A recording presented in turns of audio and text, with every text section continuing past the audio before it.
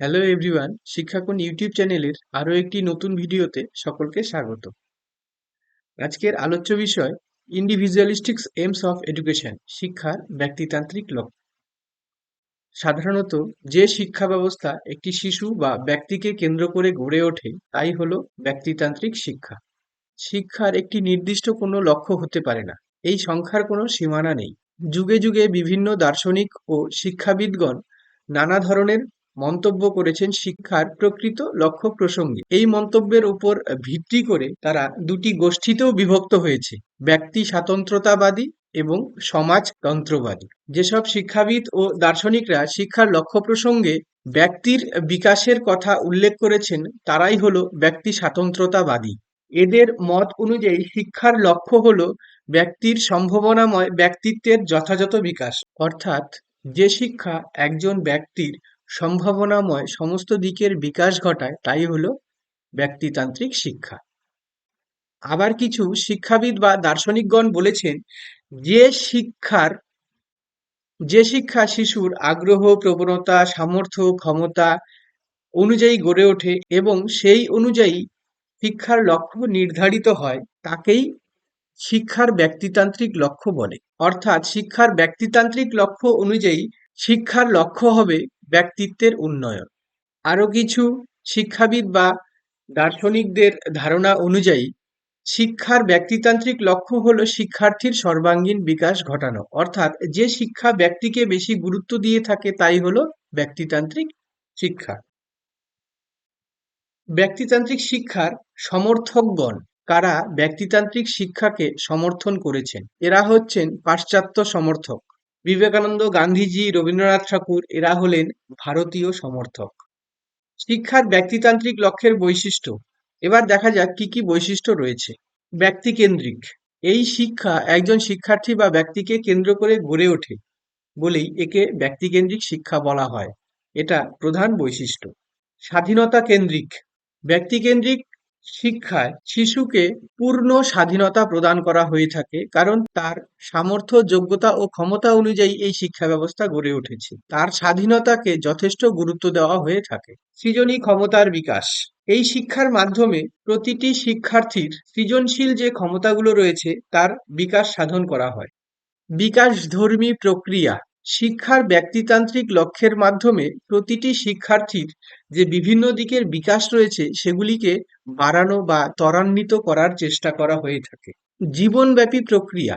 ব্যক্তিকেন্দ্রিক শিক্ষা প্রথাগত ও অপ্রথাগতভাবে প্রতিটি শিশু বা ব্যক্তির জীবনে যে কোনো সময় যে কোনো পরিস্থিতিতেই প্রয়োজন হতে পারে, তাই এই শিক্ষা ব্যবস্থা জীবনব্যাপী প্রক্রিয়া পর্যন্ত ক্রিয়াশীল।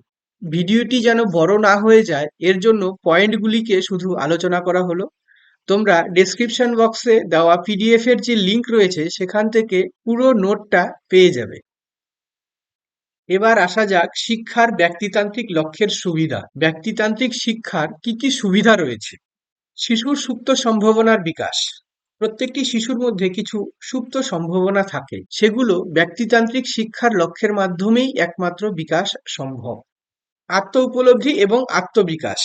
অধিকাংশ শিক্ষা ব্যবস্থার মূল লক্ষ্য হলো প্রতিটি শিশুর আত্ম উপলব্ধি এবং আত্মবিকাশে সহায়তা করা। তাই ব্যক্তিতান্ত্রিক শিক্ষার আরেকটি সুবিধা হলো এই শিক্ষার মাধ্যমে শিক্ষার্থীদের আত্ম উপলব্ধি এবং আত্মবিকাশে সাহায্য করা সম্ভব। ব্যক্তিসত্তার বিকাশ সাধন বা ব্যক্তিত্বের বিকাশ সাধন। ব্যক্তিতান্ত্রিক শিক্ষার মাধ্যমে প্রতিটি শিক্ষার্থীর মধ্যে যে সকল ব্যক্তিসত্তার বৈশিষ্ট্যগুলো রয়েছে তার সমন্বয় সাধন ও বিকাশ সম্ভব ব্যক্তিতান্ত্রিক শিক্ষার মাধ্যমেই। সৃজনশীলতার বিকাশ। প্রতিটি শিশুর মধ্যেই কিছু সৃজনীধর্মী মনোভাব বা গুণাবলী রয়েছে যেগুলো ব্যক্তিতান্ত্রিক শিক্ষার মাধ্যমেই বিকাশ সাধন করা সম্ভব। মানসিক বিকাশ। শিক্ষার্থীদের মানসিকভাবে সক্ষম করে তোলার জন্য ইন্ডিভিজুয়ালিস্টিক্স এইমস অফ এডুকেশন বা ব্যক্তিতান্ত্রিক শিক্ষার একটি গুরুত্বপূর্ণ ভূমিকা রয়েছে। অভিজ্ঞতার সঞ্চয় ও সঞ্চালন।